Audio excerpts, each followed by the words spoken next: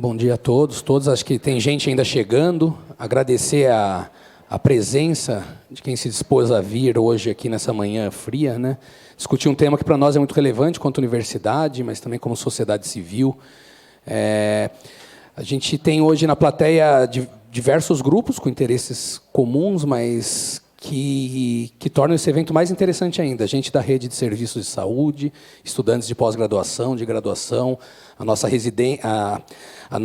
nosso mestrado profissional, que foi incorporado, né? Estou vendo as pessoas aqui para fazer essa discussão também sobre saúde mental, incluindo aí a prática de redução de danos. E é um tema que está bem aquecido no debate público por uma série de normas, legislações que vêm se alterando e colocando a questão da redução de danos em algumas perspectivas em xeque, em outras buscando mais evidências para que ela se torne, de fato, uma política mais sólida, né, no campo das políticas de saúde, das práticas, principalmente das práticas de saúde. Isso reforça ainda mais a necessidade de debater isso sob diferentes aspectos, diferentes visões. Eu não me apresentei, peço desculpas, eu sou professor aqui da escola, meu nome é Tiago Trapé, sou docente aqui da São Leopoldo Mandic, no curso de Medicina, na área de Sistemas de Saúde, Atenção Primária à Saúde. Essa é uma escola que recebe muito bem as inovações, as discussões, o debate sobre as mais diversas áreas, e digo isso sem nenhum compromisso de agradar o chefe que está aqui, mas porque é uma verdade, eles terem encampado e endossado esse evento não é algo trivial, né? Então, agradeço o Guilherme, agradeço a instituição em seu nome, e vou chamar ele para fazer umas boas-vindas e a gente iniciar as nossas mesas de hoje, que a gente resolveu concentrar em uma manhã para facilitar o acesso e a vinda de todos vocês, mas que torna também um exercício de planejamento de tempo, né? Que não é fácil, para que a gente não avance, para que todos consigam, às 13 horas no máximo, estar nas suas casas, com as suas famílias, ou nos seus devidos trabalhos, porque hoje à tarde todo mundo continua. Agradecer aos palestrantes, André, ao Maurício, ao José, né, a Kevin Maguire, a Mônica, a Silvia. Apresentarei cada um deles no momento oportuno, mas vou passar a palavra aqui ao Dr. Guilherme Sutti, que é o coordenador do curso de Medicina e que vai dar as boas-vindas em nome da instituição. Guilherme, obrigado.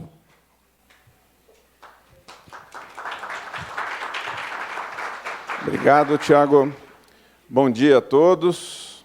Meu nome é Guilherme, eu sou coordenador do curso de Medicina aqui da Faculdade de São Leopoldo Mandic. Sou médico, sou cirurgião cardiovascular. E a gente já vem conversando, eu e o Tiago, há alguns meses sobre esse problema do tabagismo e da dificuldade que a gente tem de discutir política de redução de danos. Eu nunca entendi muito bem, como médico, por que a gente não pode falar abertamente disso, já que é um problema de saúde pública tão grave. O tabagismo é um vício que pega o garoto com 13, 14 anos, antes dele ter condição de se defender desse mal, e acompanha ele pelo resto da vida, trazendo vários problemas, de problema pulmonar, problema cardíaco, câncer, e a gente tem muita dificuldade de discutir isso. E eu tenho visto aqui na faculdade que o tabagismo está voltando.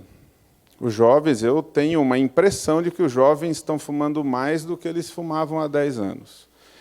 A gente tem muitos alunos aqui que são tabagistas, e é uma dificuldade muito grande da gente conseguir ajudá-los. Então, a nossa ideia é uma ideia maior, de fazer coisas maiores do que a gente está fazendo hoje. De conseguir estudar isso, de conseguir testar, porque eu acho que é o ambiente acadêmico que tem que liderar essa discussão e enfrentar. Então, nós temos muita segurança em relação ao nosso posicionamento ético, em relação à nossa conduta médica. Fiquei muito feliz de encontrar o Dr. Pedro aqui. A gente conviveu por alguns anos lá no Einstein, em São Paulo.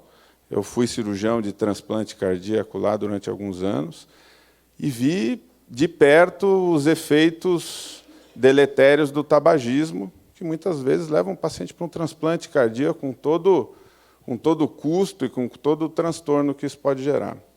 Então, a nossa ideia é fazer mais do que a gente está fazendo. conseguir ajudar a população, ajudar os jovens, estudar o que acontece, porque a gente acaba tendo estratégias de redução de danos que não são testadas, são produzidas em locais, em laboratórios, que não têm comprovação, não tem nenhum tipo de regulamentação. Então, a gente precisa saber mais do assunto. Eu tenho muito orgulho de sediar esse evento aqui na São Leopoldo Mandic. Quero fazer um elogio público aqui ao professor Tiago. Ele é extremamente competente, organizado. A gente tem trabalhado alguns projetos em conjunto aqui na São Leopoldo Mandic. É impressionante a capacidade de trabalho dele, como ele faz as coisas, o que ele fala que ele vai fazer, ele faz, ele entrega. Então, sejam bem-vindos. A faculdade está aberta a essa discussão, está aberta a novos projetos, e acho que a gente tem que ter seriedade para fazer com ética, para fazer do jeito certo, para a gente buscar um caminho melhor, em breve, para conseguir reduzir o impacto do tabagismo na sociedade. Muito obrigado, bom dia.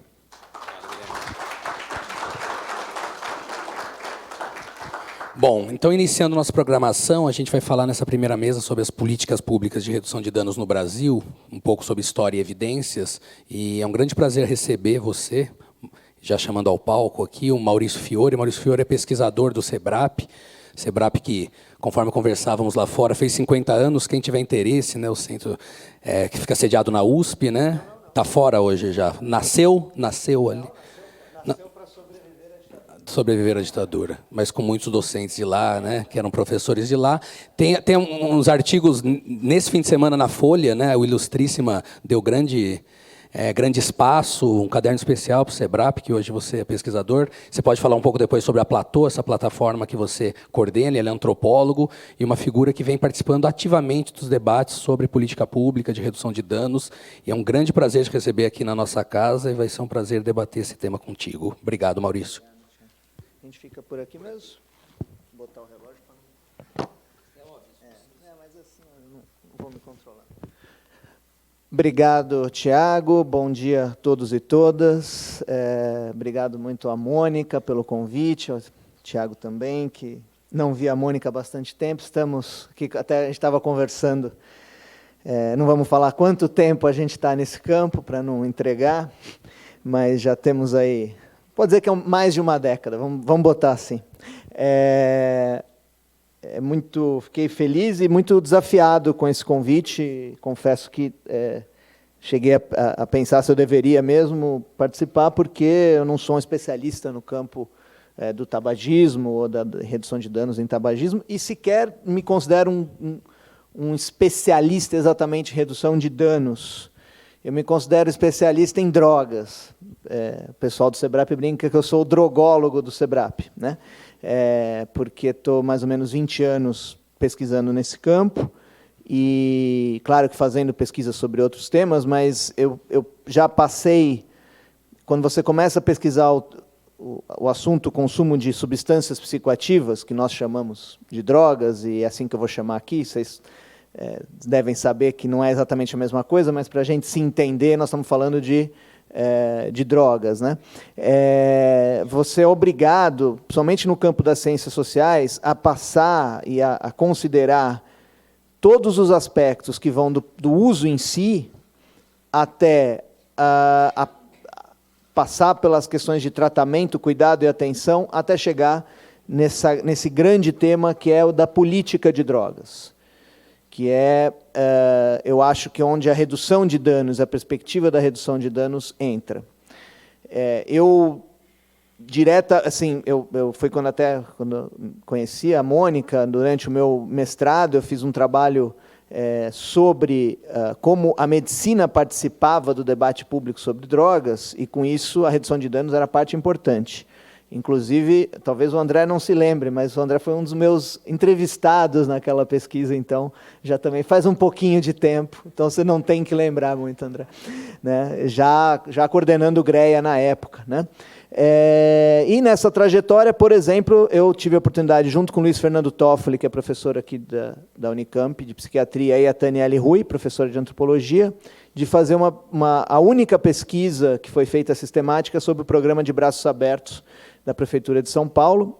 Eu digo única porque o programa acabou, então não vai ter outra pesquisa, porque nós fizemos uma, o programa foi encerrado, a não ser que ele volte. A nossa foi a única pesquisa feita combinando métodos quantitativos e qualitativos, e eu tenho certeza que o Braços Abertos tem sim uma perspectiva de redução de danos, né?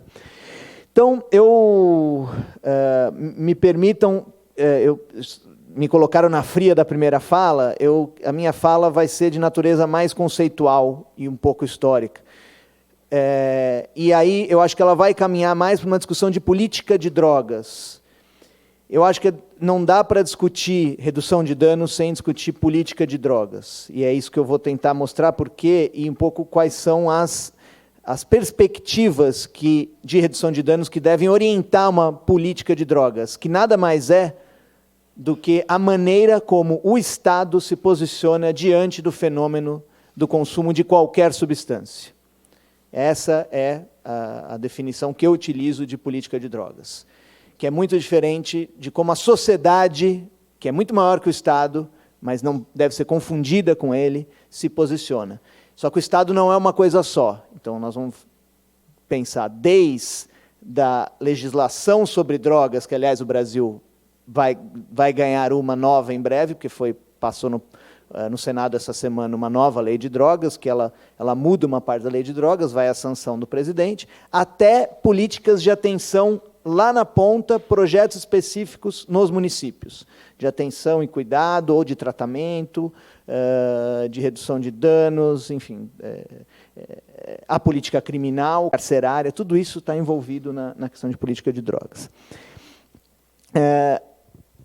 A definição de redução de danos, ela sempre, desde que eu comecei a pesquisar esse tema, eu percebi uma coisa que é um tanto óbvia, mas que não é.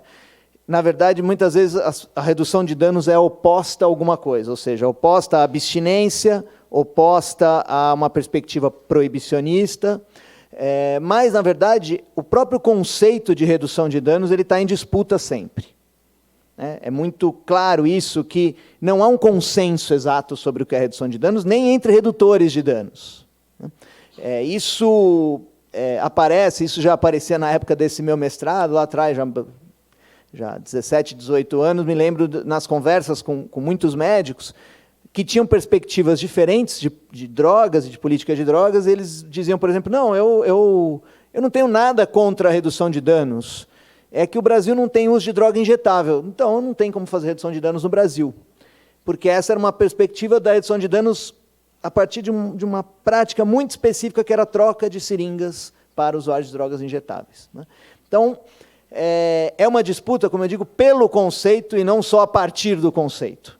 Então, nós que somos das ciências sociais, a gente tem muita atenção a esse tipo de coisa, como os conceitos são mobilizados no debate. Como história, quem é mais próximo do tema, já deve ter lido que o relatório Holliston seria um marco da redução de danos.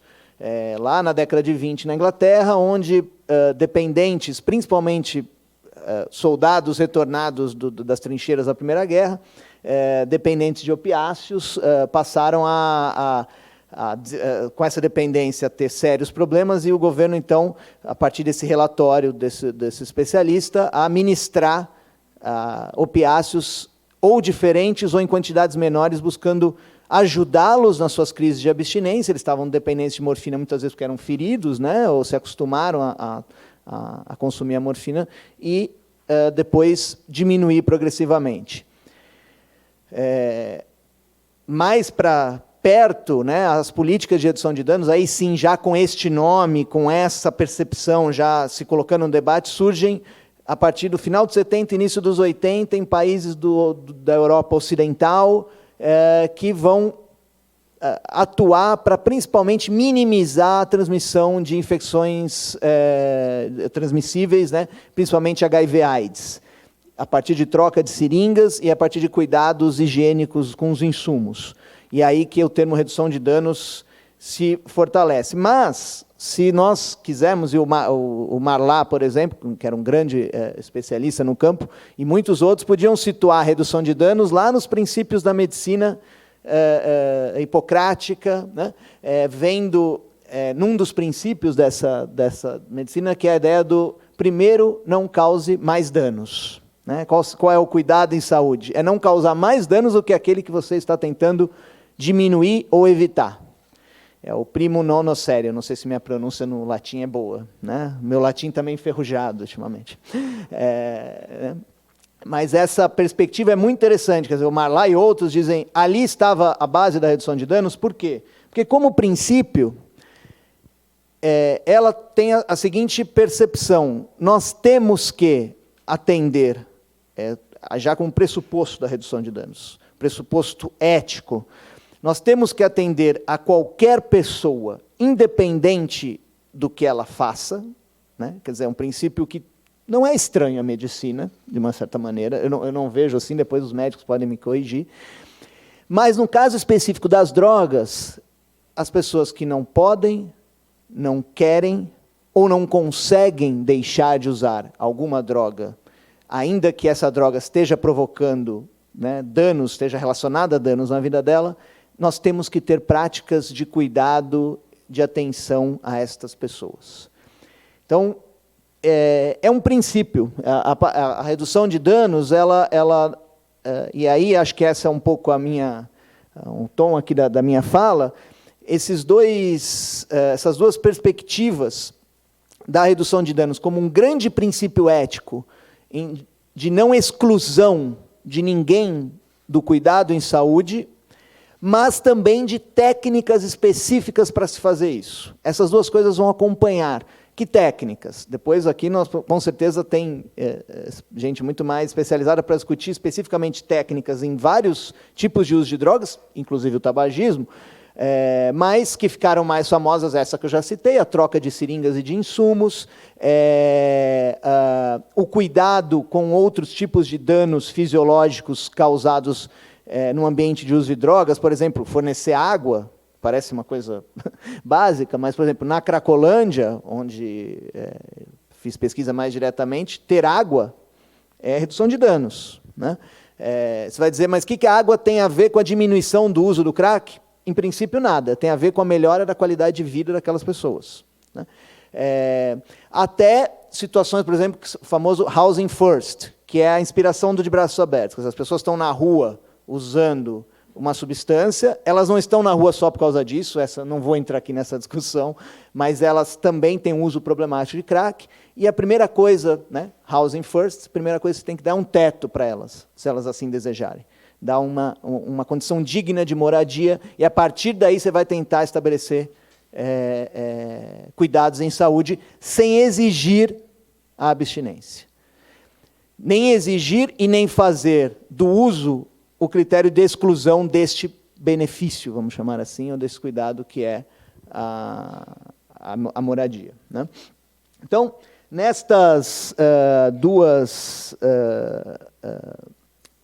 dois lados da redução de danos, eu acho que isso tem implicações, e é por isso que a redução de danos também é tão polêmica no campo das drogas ilícitas. Né? Ela agora começa a ser discutida, agora não, já há um tempo, mas está sendo discutida mais seriamente no campo das drogas lícitas, álcool e tabaco principalmente, mas no campo das drogas ilícitas ela se polemizou muito, ela se tornou polêmica, porque ela se associou muito diretamente a uma crítica ao proibicionismo. Tá? E eu não tenho como não falar aqui um pouco do proibicionismo. Eu chamo o proibicionismo de um paradigma, ele não é só uma lei que proíbe ou não as drogas. O paradigma proibicionista, ele tem uma origem próxima até do relatório Holliston ali. Não vou entrar nas questões históricas, mas ele basicamente é uma mudança neste lugar do Estado diante das drogas, que vai sendo construída ao longo do século XX e tem o seu auge hegemônico a partir da década de 60, 70 do século passado, quando os Estados Unidos criam a doutrina da guerra às drogas. Mas ele já é esboçado lá no final do 19, início do 20, e ele tem dois grandes pressupostos com relação ao uso de substâncias. O primeiro é que o uso de determinadas substâncias, e aí poderíamos discutir por que algumas e não outras, não vou ter tempo aqui, mas o uso de determinadas, e basicamente naquele início são 3 que vão marcar. Os opiáceos, só que principalmente a heroína em si, né, um opiáceo específico, a cocaína, os derivados da coca, e a cannabis, maconha. Essas 3, que depois vão ser, muitas outras vão entrar nesse rol, são substâncias que causariam um dano individual e social tamanho que justificaria ao Estado e daria um estatuto jurídico para o Estado de não permitir que as pessoas façam isso. Pensem que isso é feito no momento onde as liberdades privadas estão em fase de crescimento e estabilização, né? Os Estados-nações estão se conformando, e aí a liberdade sexual, religiosa, com idas e vindas, ela vai estabelecendo, só que as drogas são vistas como um mau tamanho, que não, o Estado tem essa permissão. Os motivos para isso eu não vou entrar aqui. São desde motivos de interesses geoeconômicos, geopolíticos muito claros, questões morais e religiosas, mas também preocupações sanitárias totalmente legítimas, preocupação com os estragos que essas substâncias realmente estavam relacionadas, muitas vezes, né? Mas aí é uma história muito complexa, se vocês quiserem a gente pode discutir no debate. E aí vem o segundo pressuposto, quer dizer, não basta a interdição do Estado, mas o Estado também tem a forma de fazer isso se dá pela criminalização e pela perseguição de produtores, distribuidores e consumidores. E é isso que vai dar a guerra às drogas dos anos 70.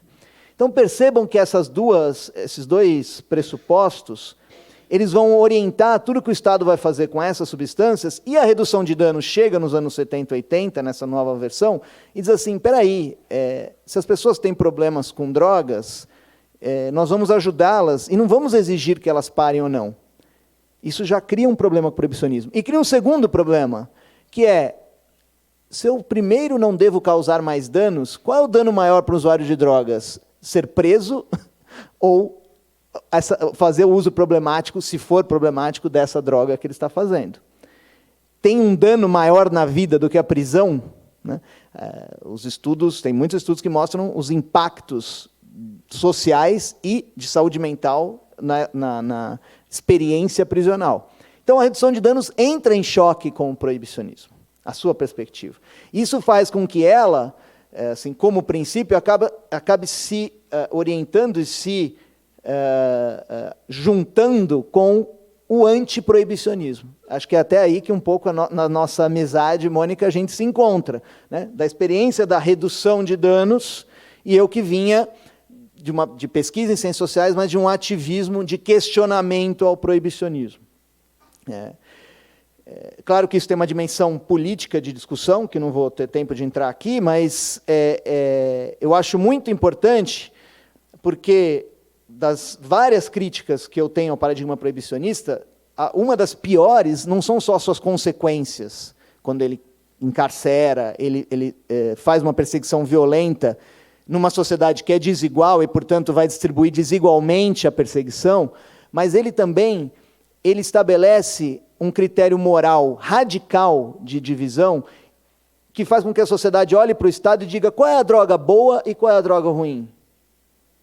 E aí, ao invés de você ter uma política de drogas complexa, que leve em conta as características de cada substância, você acaba tendo cenários regulatórios muito toscos, dicotômicos, como aconteceu com essas, por exemplo, o tabaco e o álcool, não foram regulados ao longo do século XX, basicamente.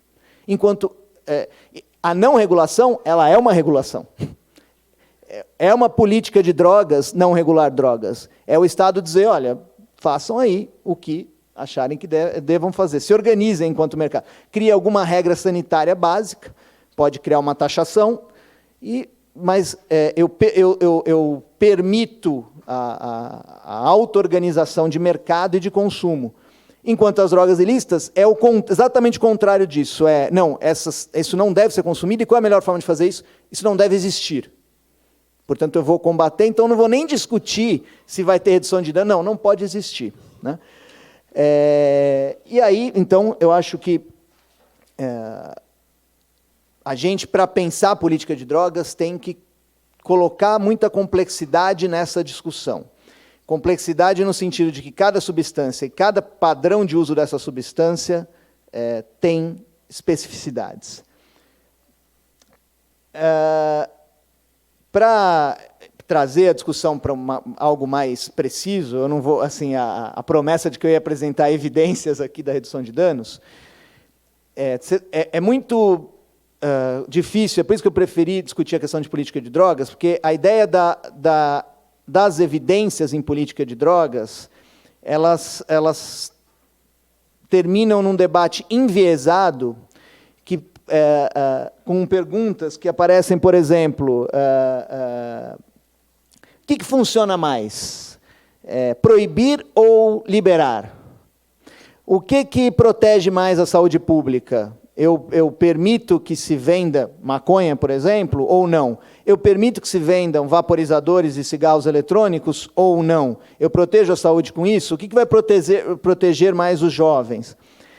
Só que o debate de política pública, ele tem que ter, de política de drogas e, portanto, de política pública, ele tem que ter em consideração duas coisas importantes. Ele se dá a partir de fundamentos. Então, a liberdade é um fundamento que norteia o nosso Estado. A saúde pública também. E esses fundamentos entram em choque quando nós estamos discutindo política de drogas. Você dificilmente vai conseguir proteger da maneira como você quer a saúde pública sem afetar de alguma forma a liberdade. E aí você vai definir o que é liberdade, enfim. Vou tirar das drogas para dar um exemplo. São 40 mil mortos ano em acidentes de transporte. Do princípio da saúde pública, se nós quiséssemos proteger, a gente proibiria os automóveis hoje e passaria para tentar outras formas de transporte. Isso causaria um colapso econômico na nossa sociedade e social. Então, nós vamos pesar tristemente, dizendo o seguinte, vamos tentar diminuir, vamos tentar criar regras específicas, como nós podemos diminuir, afetando um pouco a liberdade, mas reconhecendo que quando acabar esse ano, provavelmente vamos tentar baixar de 40 para 35 mil. Então, nós vamos assumir, em política, que 35 mil pessoas vão morrer de acidente de transporte. É doloroso dizer isso, mas essa é uma perspectiva que eu já coloco aqui da redução de danos. Pragmatismo. O pragmatismo é uma das características de redução de danos que deve orientar a política, porque ele reconhece a existência do fenômeno. Ele reconhece que você não pode simplesmente desconsiderar que os fenômenos existem, que eles têm raízes sociais, porque o Estado, ele é parte da sociedade, ele não é capaz de dizer exatamente o que a sociedade vai fazer. Nós poderemos, para não ficar numa perspectiva só proibicionista, antiproibicionista, colocar a lei que foi aprovada agora, por exemplo, dá muito espaço às comunidades terapêuticas para tratamento de dependentes de drogas. Tratamento, acolhimento, essa é outra discussão, enfim. Está nessa briga. Tem uma perspectiva mais radical da antipsiquiatria, ou mesmo do antiproibicionismo, que não reconhece a existência das comunidades, acha que elas são manicomiais, elas institucionalizam, elas evangelizam. A discussão, quando você diz assim, bom, podemos discutir o que elas são, mas a gente pode negar as milhares de comunidades que existem enquanto fenômeno social? É dessa maneira, esse é o caminho que o Estado deve regular? Ou seja, não, essas instituições não devem existir. Eu acho complicado, não estou aqui colocando, mas eu estou tentando mostrar para vocês como a escolha de política pública, ela envolve esses valores que estão em jogo e envolve os valores pragmáticos. Nesse pragmatismo, aí sim, nas evidências de eficácia, nós temos que medir e ter muito cuidado com os critérios, com as métricas que você usa para medir a eficácia ou a evidência. Vou dar um exemplo prático para não ficar no campo conceitual. Eu vou falar da maconha, mas depois vou para o tabaco. No caso da maconha, você tem uma discussão hoje importantíssima na psiquiatria, que é a diminuição da percepção de risco com relação à maconha pelos jovens. Os jovens hoje percebem menos risco, porque a maconha está no seu ápice cultural. É o ápice até aqui. Provavelmente, ela está no ápice, eu digo que talvez ápice nem seja a melhor palavra, porque eu ainda acho que ela é ascendente, a curva de aceitação e normalização do consumo de maconha, praticamente no mundo ocidental como um todo. Isso diminui a percepção de risco, isso aumentou os produtos ofertados, mudou a potência, inclusive, a pureza de THC na sua relação com o CBD, né, essa é outra discussão, mas tem muitos médicos, muitos psiquiatras, muitos profissionais de saúde preocupados com isso nos seus consultórios, pegando os garotos que estão chegando. E há evidências suficientes para a gente saber que o consumo precoce de maconha é um grande potencializador de riscos em saúde mental, entre outros. Pois bem, esse é um problema que a política pública tem que enfrentar. Só que no Brasil, a gente tem um outro problema maior. Nós temos 60 mil homicídios ano. Nós temos uma dita guerra às drogas que invade diariamente locais pobres, periféricos, de gente não branca, né? Pessoas, nós somos um país de uma estrutura social ainda bastante marcada racialmente, que as pessoas morrem. Pessoas assim, não são só o dito traficante armado, morrem crianças, morrem pessoas estão passando, pessoa com furadeira na mão, as pessoas são presas, elas perdem aula, né? Saiu uma estimativa agora que se no Complexo do Alemão as crianças perderem aula do jeito que elas estão perdendo agora, elas vão perder assim 3 meses de aula no ano, o que faz com que elas já tenham um cenário de competição ruim, piore. A polícia mata 14 pessoas por dia no Brasil. Né? Claro que isso não é só de drogas, mas esses dados têm que entrar junto com a preocupação de saúde mental. Aí como faz? Como faz? Então, trazendo para o tabagismo, para não estourar o meu tempo, que já está estourando,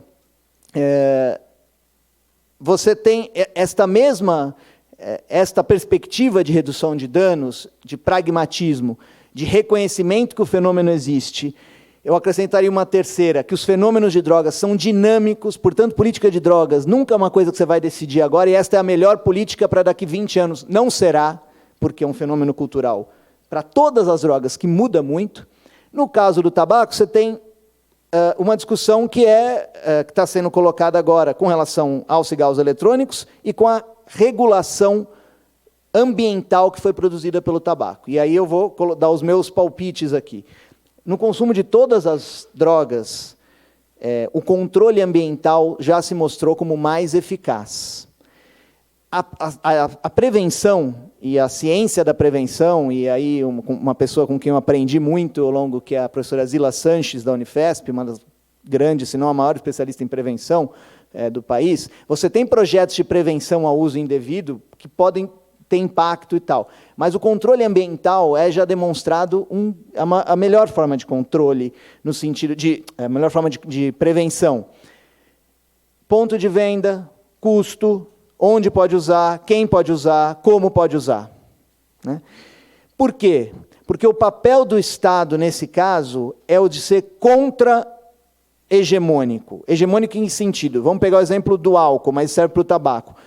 Quando você normaliza o consumo, você dá um sinal para os jovens, não só para os jovens, mas você dá um sinal de que está naturalizado. Né? O álcool, hoje em dia, é muito mais que o tabaco. O tabaco, não, o tabaco saiu desse lugar. E saiu desse lugar porque o Estado, não só o Estado, mas o Estado puxou uma nova posição de desnormalização do consumo de tabaco. E isso é muito importante que a gente estabeleça.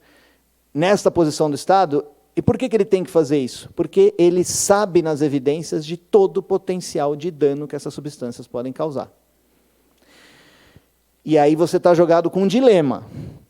No caso, teve um debate, eu não sei, vocês são muito mais especialistas no tabagismo, talvez tenham ficado sabendo, um debate que a Reuters fez com a Escola de Saúde Pública de Harvard agora, que foi transmitido ao vivo pelo Google. Teve 1 hora e pouco de debate, muito interessante, com especialistas da Escola de Saúde Pública e o diretor da FDA, que é o Michael Zeller, da área de tabaco. E ele, uma posição que eu não conhecia, eu achei muito pragmática a posição dele, no sentido, discutindo especificamente os cigarros eletrônicos, ele disse, olha, a gente precisaria ter um dispositivo que ajudasse as pessoas a diminuir os danos do tabaco, aqueles tabagistas que fazem o tabaco por combustão, diminuir os danos desse tabaco, diminuir esse consumo e, ao mesmo tempo, não atraia novos consumidores, que isso é um problema para nós. E aí ele dá os dados sobre jovens consumidores de cigarros eletrônicos nos Estados Unidos, que é uma curva ascendente. E ele falou, foi peremptório, Se o próximo survey que está em campo, com relação a jovens nos Estados Unidos, continuar com a curva ascendente de consumo de cigarro eletrônico por jovens, nós agiremos de outra maneira. Ele foi assim bastante peremptório. E eu não senti nele um discurso de carga moral, nesse sentido proibicionista. Ele está pragmático com relação ao que pode acontecer e está olhando os danos. Então, é um jogo de escolha onde o Estado tem que se posicionar, basicamente protegendo esses valores de liberdade, de saúde pública, de promoção da saúde, considerando que, por exemplo, consumidores têm seu direito à liberdade e empresas têm seu direito de produzir e comercializar. E vão buscar fazer isso, mas não terão a saúde pública como seu norte, né? Aí eu sou um pouco estadocêntrico. Eu não acho que o Estado seja a panaceia, mas o Estado é justamente a produção coletiva que nós temos para reorganizar a sociedade e tentar tirá-la dos interesses específicos. Se eu vendo cigarro, eu quero vender cigarro. É totalmente legítimo dizer isso, mas eu não vou me orientar pela política de saúde pública. Não é essa a experiência na indústria do tabaco e do álcool nesse último século. Então, o Estado ele é uma barreira, e ele vai orientar este debate. E a gente tem que levar em consideração, inclusive, que as substâncias, e aí eu finalizo, que eu já passei muito, na antropologia, no estudo do uso de drogas, uma das coisas que a gente considera é que os contextos sociais de uso, e aí o professor disse que tem visto mais jovens fumando, eu não tenho visto muito isso, mas os dados não mostram ainda isso, esse crescimento no Brasil, né? Mas as substâncias, elas, para além do seu efeito fisiológico, para o seu efeito farmacológico, elas têm uma dimensão social muito importante.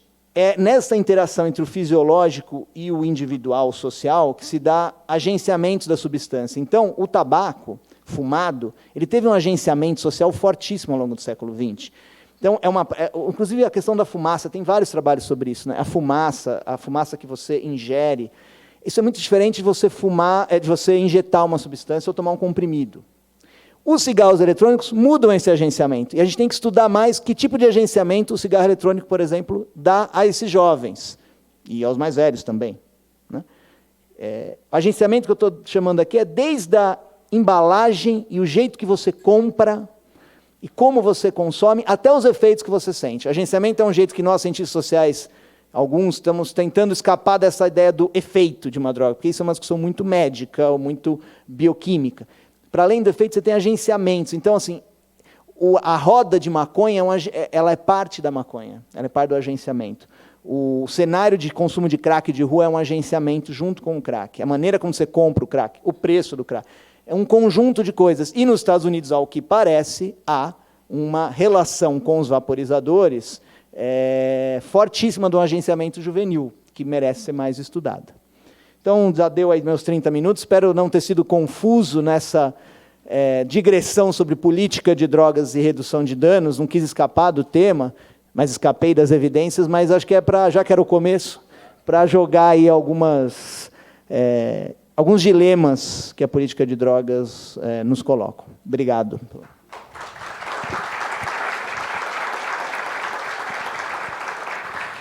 Vou agradecer ao Maurício, mas espero um pouco que eu na qualidade de moderador, tenho essa prerrogativa muito positiva de poder fazer alguns comentários e depois ouvir alguns posicionamentos sobre o que você acabou de trazer. Você traz uma perspectiva que a gente debate bastante, né? Estou falando aqui como professor em sala de aula com alunos de graduação, que hoje tem um fenômeno novo na medicina. Eu tenho metade da turma com 17 anos. E é bem interessante, né? O primeiro ano que tem essa alteração aqui na São Leopoldo, eu acho que tem acontecido no Brasil afora.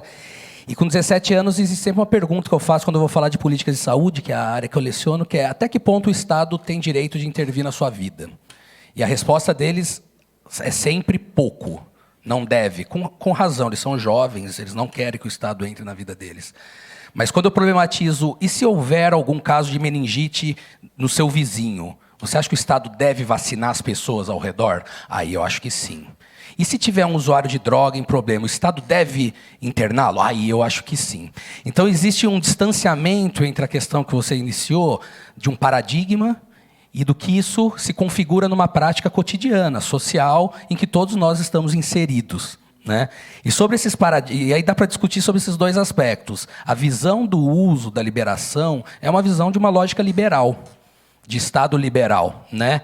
De alguma perspectiva. Trago isso porque eu sempre coloco nessa guerra às drogas que você citou, na década de 60, governo Nixon, né, perto de 70 nos Estados Unidos, um dos grandes contrariadores da política era o Milton Friedman, da escola de Chicago, o pai da economia liberal, né, uma figura que tem uma das frases mais famosas, não existe almoço grátis, e que fazia diversas falas e intervenções no sentido de dizer a liberdade individual deve estar acima da intervenção estatal. Se você proíbe, você cria nichos de poder paralelo, você cria formas que não são competitivas de mercado. Existia uma crítica nesse sentido.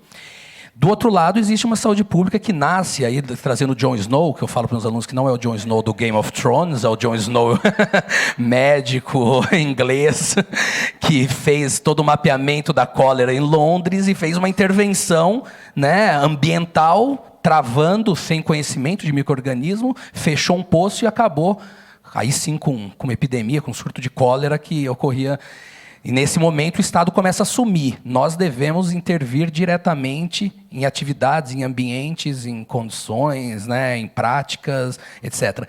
E essa briga não é uma briga simples, e não é um debate simples, porque a gente está sempre, toda hora, mediado por nossos paradigmas e por nossas crenças. E aí vou resgatar só um ponto que, quando surgiu esse debate, não esse debate, mas a redução de danos foi retirada como um termo da política pública nacional, o Luiz Fernando Toff, que é um professor de psiquiatria que você citou, por isso que eu lembrei dele, fez um texto interessante na internet apontando que talvez houvesse um erro na estratégia de redução de danos de apontar que são vetores distintos. Ou quais são os vetores distintos? Ou eu trabalho com abstinência, ou eu trabalho com a redução de danos. Ele faz uma crítica enfática sobre isso. Eu queria escutar um pouco isso sobre você. E, do outro lado, quando você entrou na discussão, não só do tabaco, mas, para mim, vale para outras drogas. Numa lógica paradigmática de Estado mais liberal, estou usando liberal no sentido da divisão de poderes, da liberdade individual e do Estado, né, sendo interventor, o Estado da Europa Ocidental, né, assim, vou tratar assim, não vou me aprofundar porque você é um sociólogo, eu teria muita dificuldade em ampliar esse debate contigo. Mas, nessa perspectiva, o papel regulatório do Estado assume, né, sua principal ferramenta. E você bem nos trouxe que a não regulação talvez seja o pior dos pontos, porque há uma regulação. Isso eu falo muito na área de planejamento. Eu falo, qual é o fluxo dessa unidade? Ele fala, lá não tem muito fluxo, depende. Eu falo, tem. Se não existe fluxo, é porque o fluxo está sendo criado por alguém. Pode ser o porteiro, e é o pior fluxo que existe dentro de uma unidade. Quando ninguém fala, não, lá não tem protocolo. Se não tem, é porque alguém está fazendo do seu jeito, que é ruim. Então, eu queria compreender qual que é a sua visão de Estado do ponto de vista regulatório e qual que é a sua visão entre esse clima. Eu estou te chamando de clima porque virou uma divisão, virou vetores que, na verdade, atraiu grupos políticos, e que não é verdadeiro, né? Eu uso Milton Friedman para dizer, ele é uma figura a favor do Estado mínimo e que era a favor da liberação das drogas. Isso não é condizente apenas com uma visão de Estado, mas tem uma visão moral, tem uma série de características que embasam esse debate. Muito boas as perguntas. Inclusive, você me lembrou de uma coisa que estava aqui. Claro, eu fui pulando, né? Porque fui vendo o tempo, e essa cisão entre redução de danos e abstinência que está colocada, e acho que tem a ver com o nosso tema hoje. Porque...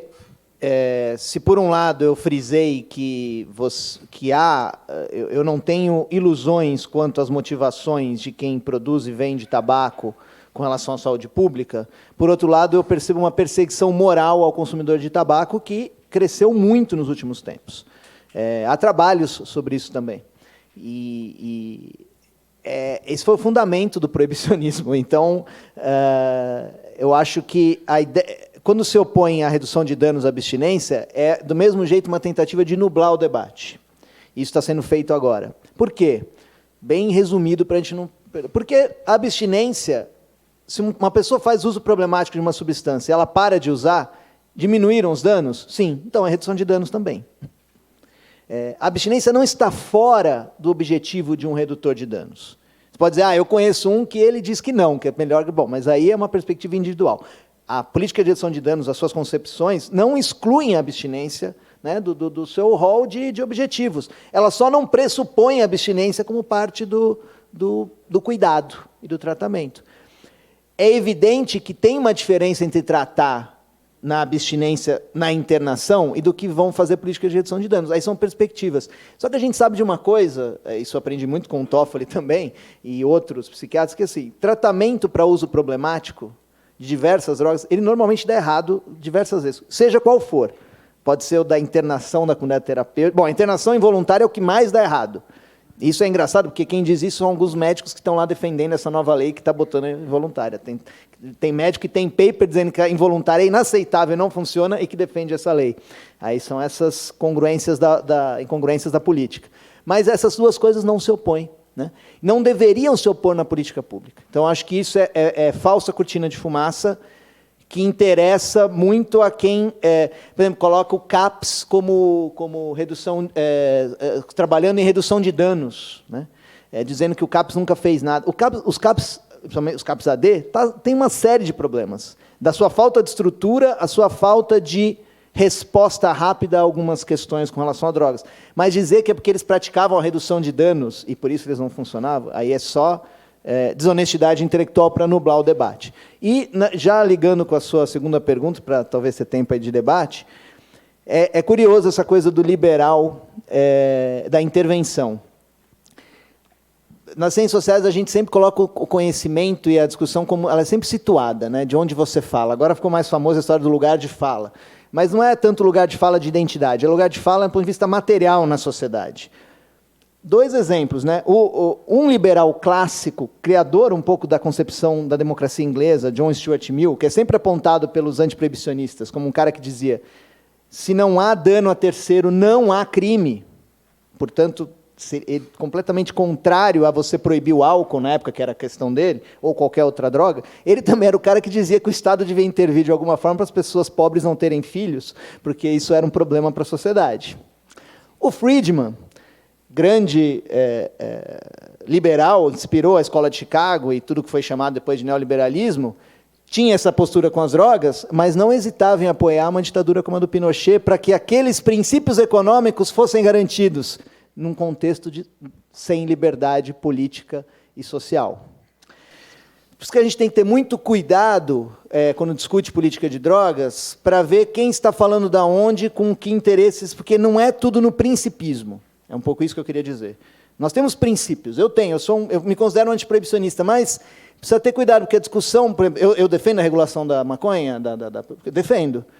Mas temos que discutir como ela será feita para que justamente a desigualdade que nós temos no Brasil não seja reforçada por essa regulação. E que nós podemos diminuir os danos causados pela maconha, potencializados pela maconha, que normalmente vão afetar aqueles que afetam mais. Então, no caso do tabaco, por exemplo, isso é muito sério, porque também acabei não falando. O contrabando, hoje, virou essa discussão, né, já entrando num dos temas. O ministro Sérgio Moro recebeu a indústria, uma parte da indústria que quer baixar, para baixar o tributo, baixar o preço, baixa contrabando. Parece que, pelo que eu vi, a própria Philip Morris não concorda com isso, há uma divergência entre as duas grandes produtoras de tabaco. Mas é uma perspectiva que a reação de alguns grupos, que parece ser sempre apontada como uma boa reação, e é isso que eu quero questionar, pelo amor de Deus, estão malucos, vão baixar o preço e tal. Tudo bem, vamos pensar, porque as evidências mostram que baixar o preço tem relação com o aumento, mas a gente vai botar para debaixo do tapete que metade do mercado é de contrabando? E as consequências disso? O Drauzio, por exemplo, eu acho que ele pesou um pouco nas tintas, não, porque é a boa qualidade do câncer ou a má qualidade. Essa discussão tem que estar, mas não é só aí, ela tem que estar nas consequências do contrabando. Nas consequências do contrabando para o crime organizado. Eu conheço gente próxima de mim que já foi presa, com 2 filhas, 4 meses, por contrabando de cigarro ilegal. Nós vamos fazer mais uma guerra às drogas com isso? Como é que nós vamos lidar? Eu provavelmente concordo em não reduzir tributo, eu só estou dizendo que assim, essa coisa do eu tenho o lado bom do debate, e o lado bom do debate não, está aqui, cuidado com a pureza, cuidado até com o principismo, como o Friedman, que vai dizer, olha, concordo com ele nesse ponto, vamos legalizar as drogas, mas ao mesmo tempo legalizar do jeito que o tabaco era legalizado nos Estados Unidos, e o álcool, ainda não é bom também. Né? Eu quero regulação, coisa que ele tinha aflição de falar em regulação do Estado. Não, eu prefiro regulação.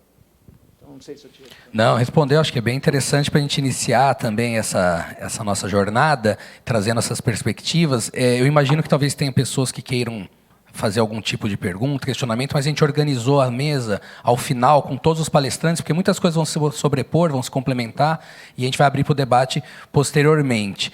Eu agradeço muito, Maurício, acho que você traz uma perspectiva muito interessante, né, para iniciar essa jornada. Acho que a gente tem que debater, acho que o bom debate, usando o último termo que você usou, o mau debate, o bom debate é o debate. Ele é o melhor ponto, é a troca de ideias, né, as diferentes perspectivas, e é isso que a gente vai fomentar hoje. Agradeço a sua participação nessa primeira mesa. Ele volta ao final. Obrigado, Maurício.